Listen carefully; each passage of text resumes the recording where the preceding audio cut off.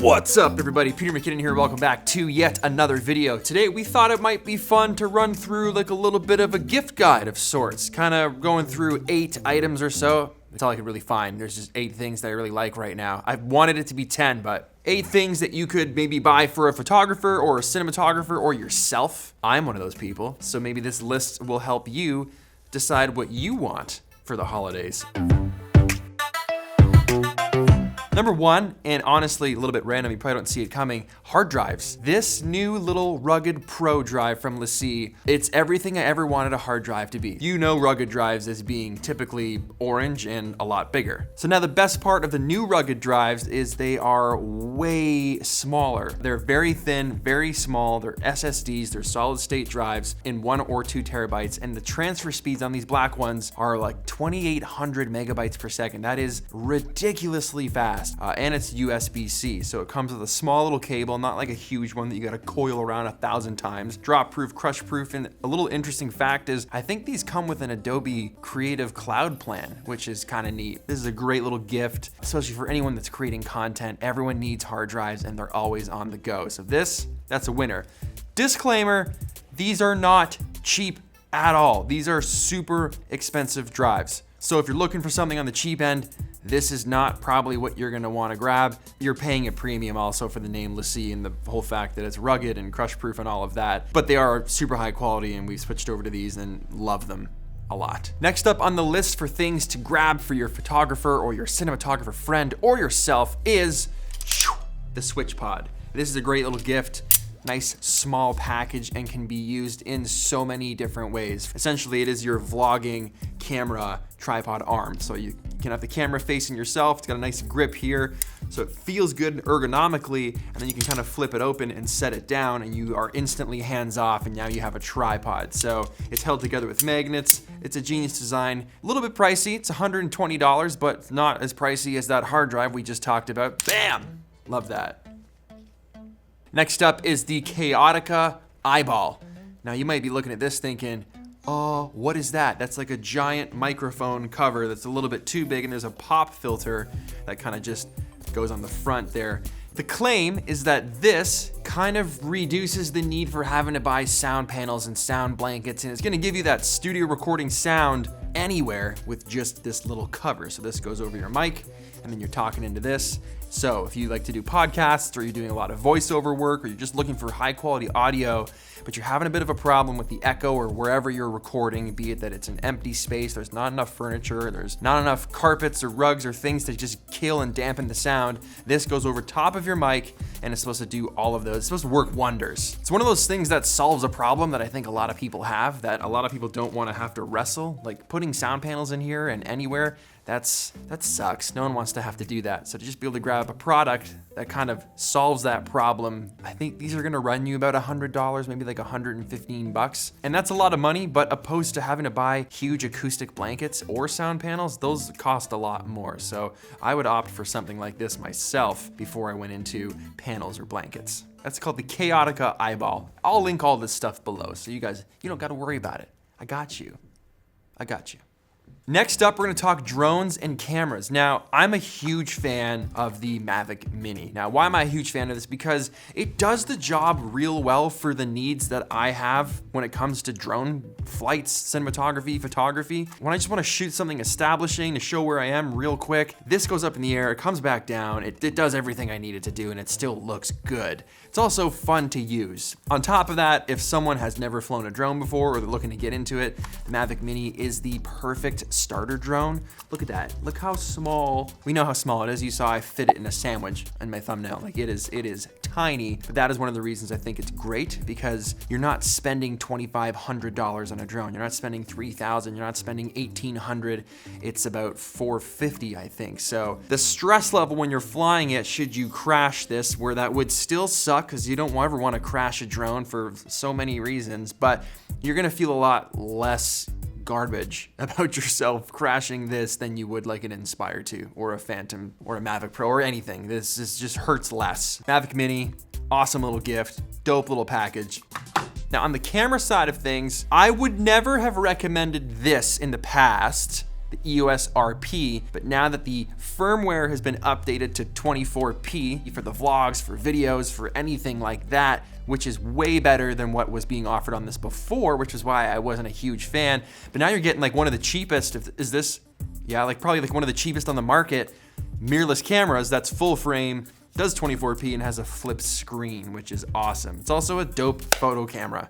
So video aside, this takes awesome stills. If you want to see a review of this camera, let me know in the comments below. I'd love to go out and field test this, take a bunch of images, go out there, see what it's like making a vlog, see if we can shoot some nice B-roll, and just kind of like, how can we push the limits of this camera? I'm into making that video. The reason I'm recommending it here is because of the value. It's a good camera for someone that's looking to get into this field, into this life as a creator, and doesn't want to break the bank right off the bat. It's gonna run you about $1,000 right now. I think it's on sale, but that is a good price for a full frame mirrorless camera. That is the EOS RP. Next up, we are talking Gnar Box. These guys, you've seen them before, you've seen this thing around. This is a drastic improvement on the previous model. It's essentially a little device that backs up all your footage and files in the field on the go, which replaces the need for having to carry a big laptop around with you when you're traveling. This has come in handy so many times on every single shoot we've done this year, from all the Angels and Airwaves stuff, backstage and hotel rooms, to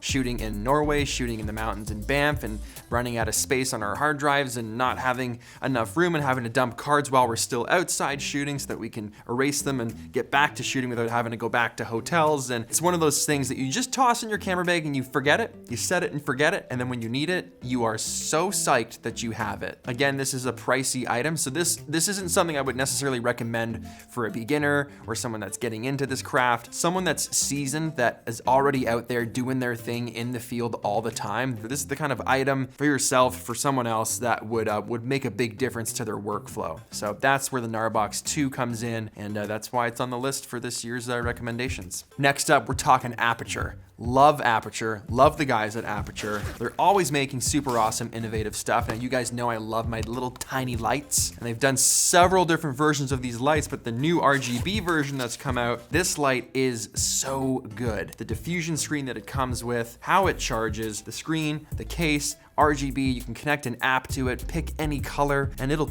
change the light to match the color of whatever you picked in the room. So it's a really smart, intuitive light. It's also got 2 magnets on the back, so you can stick this to any metal surface to just add a hit of light to a room or a corner, add a little bit of drama to those shoots downtown. If you just find a pole somewhere and stick it against the wall, you can get really creative with it, is essentially what I'm trying to say. So these, I'm a huge fan of these, which is why it's highly recommended. Bam! Love these lights. Let's get a bit random for the next item. And you know, I love coffee. I'm always on the go. I'm always traveling. Enter the AeroPress Go. This is not a camera item per se, although I always use it while I'm out using my camera, so it feels like a camera item to me because it's always in my bag. Guys, if you know anybody that drinks coffee and you want to get them a banger of a gift this year, this is like $35. This is the winner. You will be the hero in the room for sure. Everything is condensed into this tiny little package, and I love stuff that's designed, look at this, nice and sleek.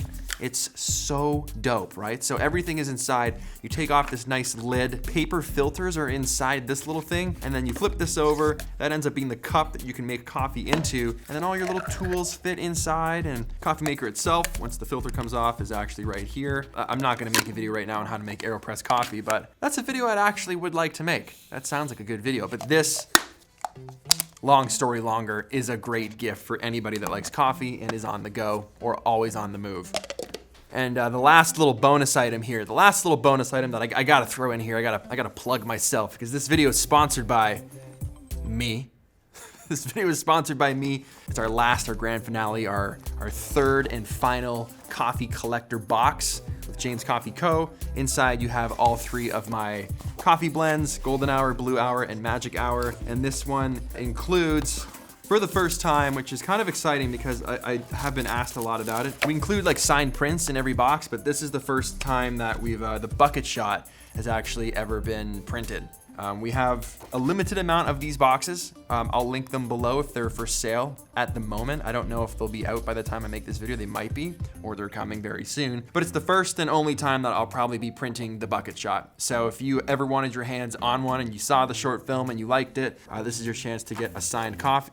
Signed coffee. A signed copy that you can enjoy looking at with coffee. That's confusing. But yeah, all of that is in this box, and that's the last coffee box that we're doing. Pretty psyched on that, kind of like the winter edition. That's why it is white. I love these. I'm pumped on these. These make a great gift as well, especially for anyone that drinks coffee and likes photography. Take me out of the equation. It's a dope print. You can garbage it if you don't like it, but the coffee's good. So that's what matters here, okay? That's my little gift guide. That's my little list of recommendations. I'm not done yet because I had such a blast kind of picking all this stuff. I would also like to potentially make like a budget gift guide, maybe an everyday carry gift guide, maybe just like maybe several guides in the future, along with a what's this all about? That's coming too. Links below, fam. Love ya. See you in the next video.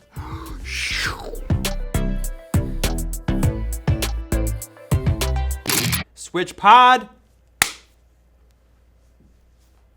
These just spin all over the place. I feel like I need to put a piece of tape there just to keep them from, they're sharp. I cut myself on, you remember last year I was doing what's in my camera bag, and I put the drone on the table and I dropped it, tried to grab it, and I just missed, and the propeller sliced my finger like 2 inches. Just blood everywhere. A little bit of an exaggeration. There wasn't blood everywhere, but I did cut myself. Depending what size you get, they get fatter and fatter and fatter. The 5 terabyte drive is like an actual brick that you could, seal a hole in your house with. What's this all about? That's coming too. Guarantee people are gonna make fun of me saying about. I don't feel like I say it weird, but about? Stop laughing at me. I don't say it weird. How do Americans say it? You're all commenting, a boot. I don't say it like that. What's this all about? What is this all about? That felt good.